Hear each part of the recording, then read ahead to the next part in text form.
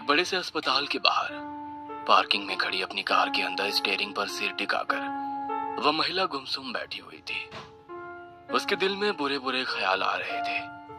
कुछ देर पहले अस्पताल के अंदर की वो सारी बातें उसे याद आने लगी। कुछ देर पहले अस्पताल के गलियारे से चलते हुए वो आईसीयू रूम तक पहुंच गई। आईसीयू कमरे के दरवाजे के ऊपर लगे कांच से उसने अंदर झांक कर देखा।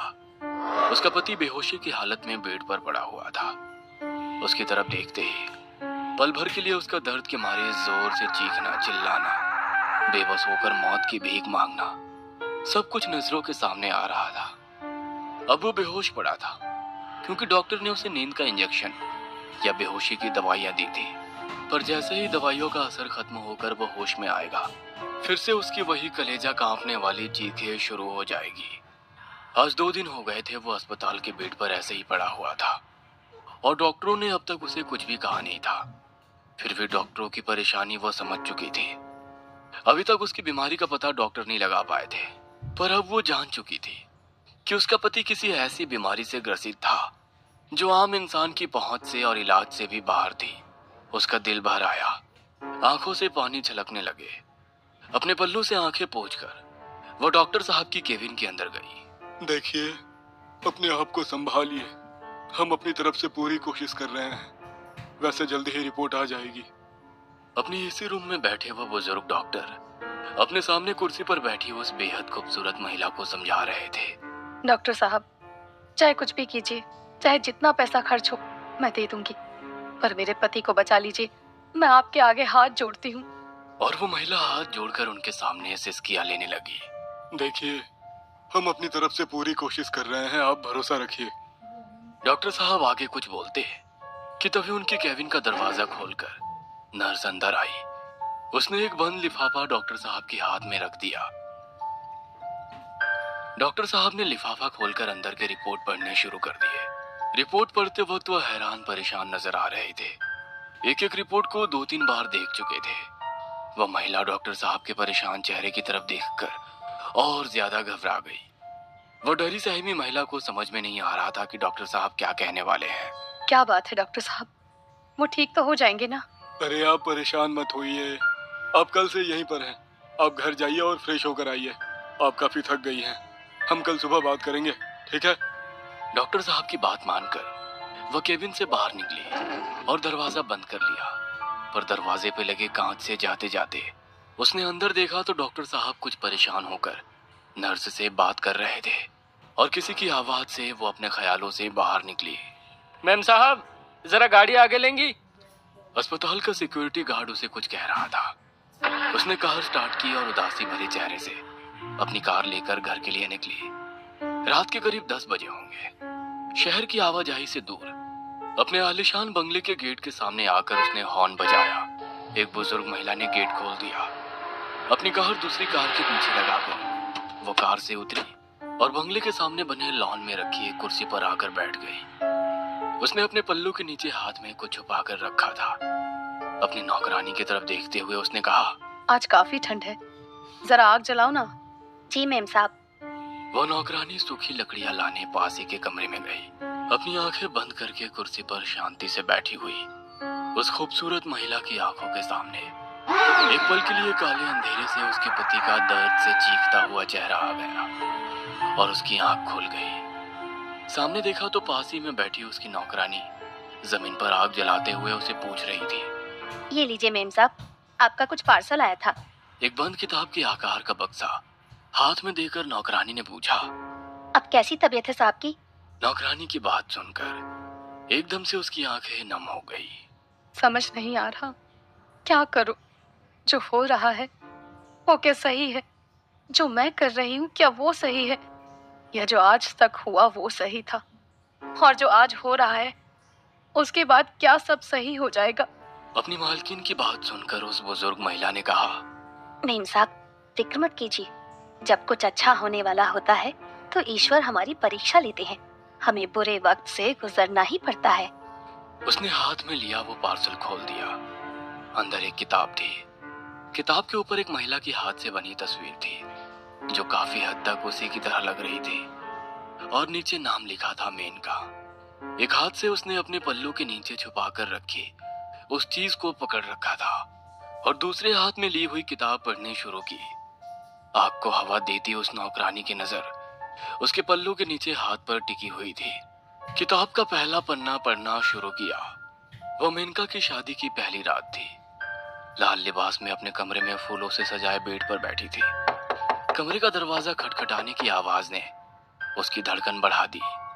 उसने जैसे ही दरवाजा खोला, उसका पति लड़खड़ाता हुआ आकर अपने बेड पर गिर पड़ा। शायद काफी पी रखी थी। शादी की खुशी में दोस्तों ने पिलाई होगी। अपने आप से बुदबुदाते हुए मेनका ने उसके ऊपर कंबल डाल दी और आईने के सामने खड़ी होकर कंघी से बाल बनाने लगी। अगले दिन उसके साथ किचन में चाय बना रही थी। सासू माँ ने एक कागज की पुड़िया खोली और चुपके से चाय में कुछ डालकर मेनका के कमरे में ले आई। लो बेटी, चाय पी लो। माँ जी, आपने क्यों तकलीफ उठाई? अरे मेरी बेटी, इसमें तकलीफ की क्या बात है? और हाँ, मनोज सुबह जल्दी ऑफिस गया है। मेनका को थोड़ा अजीब लगा। सुबह के 8 बजने वाले थे और इतनी जल्दी ऑफिस? उसने चाय पी और फ्रेश होने के लिए चली गई। उसकी सासू माँ की नजर पूरे कमरे में घूम रही थी। तभी उसकी नजर आईने के पास पड़ी कंघी पर गई जिसमें कुछ बाल फंसे थे और उस बुढ़िया के चेहरे पर एक अजीब सी हंसी छा गई। कुछ दिन बाद, बेटी अब हम चलते हैं। मेनका से मिलने आए उसके माता पिता अपनी कार से अब वापस जा रहे थे।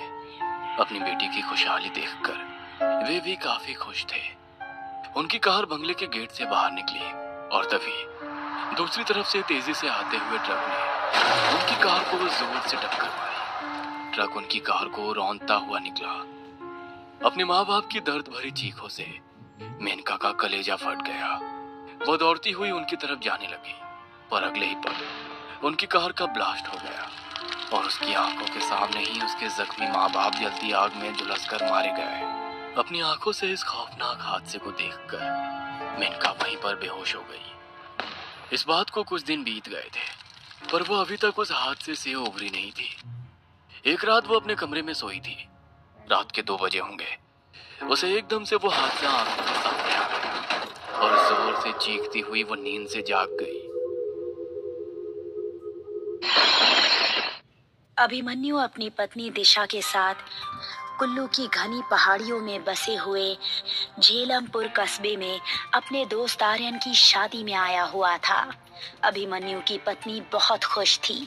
आर्यन की शादी के 2 दिन बाद अचानक अभिमन्यु को याद आया कि उन सब का दोस्त अनिरुद्ध शादी में नहीं आया। अभिमन्यु ड्राइंग रूम में बैठा हुआ सबसे बातें कर रहा था। तुम्हारी शादी में आकर बहुत अच्छा लगा आर्यन। दिशा ने तो तुम्हारी शादी को खूब एंजॉय किया। तुम्हारा बस चलता तो तुम तो मेरी शादी में आते ही नहीं। मैं तो भाभी को थैंक यू बोलूंगा कि उन्होंने प्रेगनेंसी की हालत में भी मेरी शादी में आने के लिए ट्रैवल किया। अरे कैसे नहीं आती आर्यन, तुम्हें अंदाजा भी नहीं है। अभिमन्यु हर समय तुम्हारे बारे में ही बात करता है।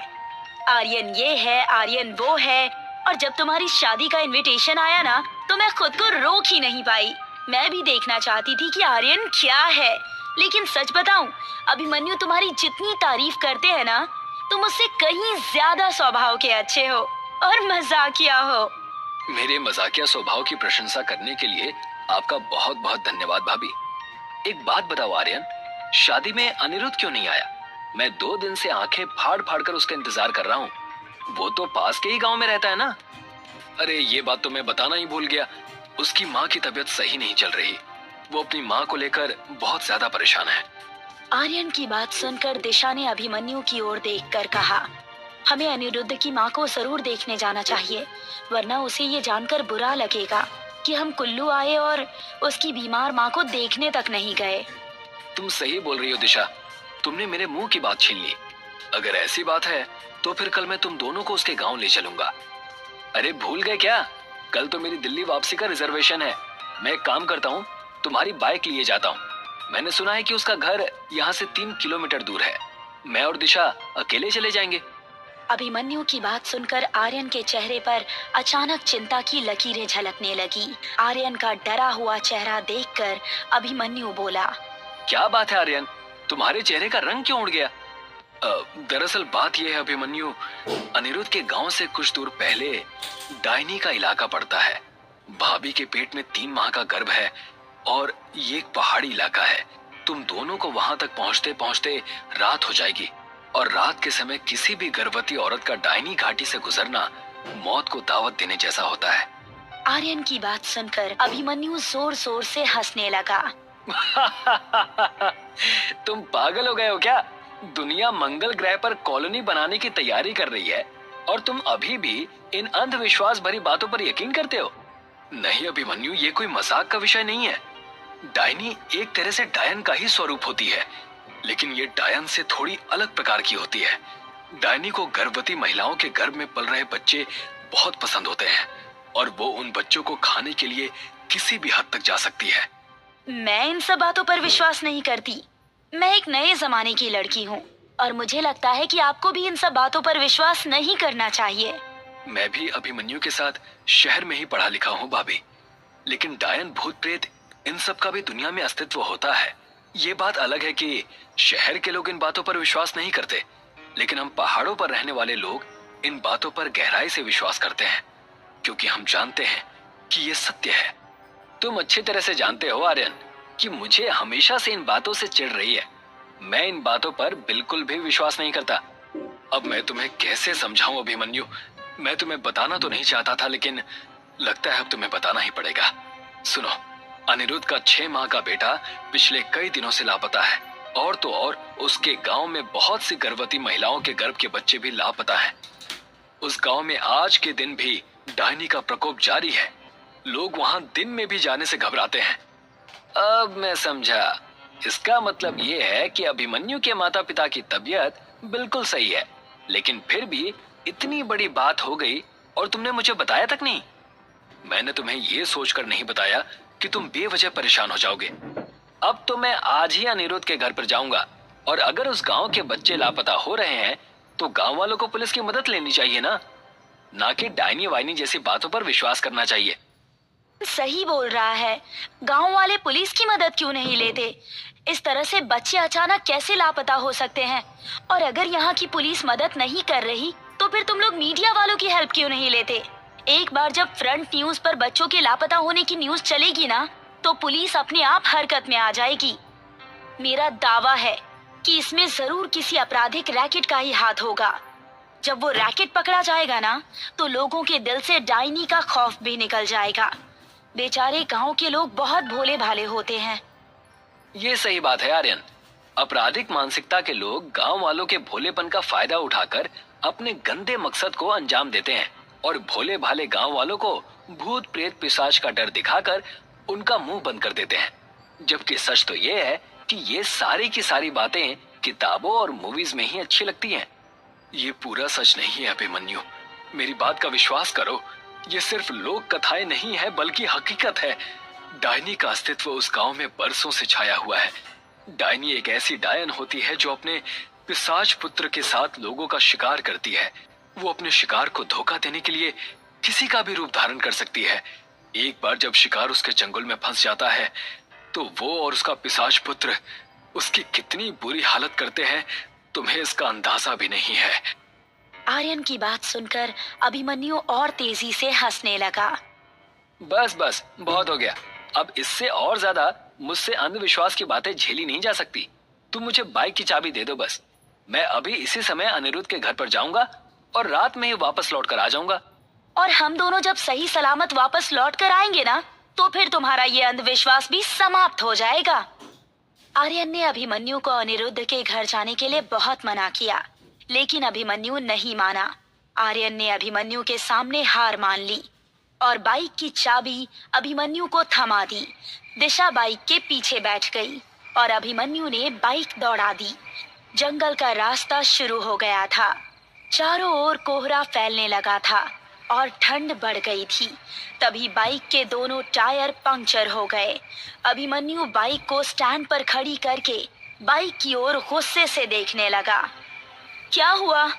वही जो नहीं होना चाहिए था। एक तो रात का समय, ऊपर से इस बाइक के दोनों टायर पंक्चर हो गए। टेंशन मत लो, मैं आर्यन को फोन करती हूँ। इतना कहकर दिशा ने अपना मोबाइल फोन निकाल लिया, मगर उसमें नेटवर्क नहीं था। अभिमन्यु भी अपना फोन चेक करने लगा। मगर उसके मोबाइल में भी नेटवर्क नहीं था। वो दोनों रात के सन्नाटे में कोहरे के बीच एक सुनसान जंगल में खड़े हुए थे। तभी अभिमन्यु को अंधेरे में एक साया चलता हुआ नजर आया। कुछ ही देर में वो साया दोनों के करीब आ गया। वो एक बूढ़ी औरत थी जो लाठी पकड़े हुए थी। लगता है तुम दोनों परदेसी हो, रास्ता भटक गए हो क्या? नहीं माँ जी, बाइक के दोनों टायर पंक्चर हो गए हैं और हमारे मोबाइल में नेटवर्क भी नहीं है। समझ में नहीं आ रहा कि क्या करें। रात का सन्नाटा फैला हुआ है बेटा, और ये डाइनी का इलाका है। यहाँ जंगली जानवर रात में टहलते रहते हैं। पैदल जाने में तुम दोनों को खतरा हो सकता है। यहाँ से कुछ दूर पर मेरी एक झोपड़ी है। अगर तुम लोग चाहो तो मेरे घर चल सकते हो। डाइनी का नाम सुनकर दिशा बुरी तरह चौंक गई। आपका बहुत बहुत धन्यवाद माँ जी। वो बूढ़ी औरत अपनी लाठी लेकर आगे आगे चलने लगी। अभिमन्यु बाइक घसीटता हुआ उस बूढ़ी औरत के पीछे पीछे चलने लगा।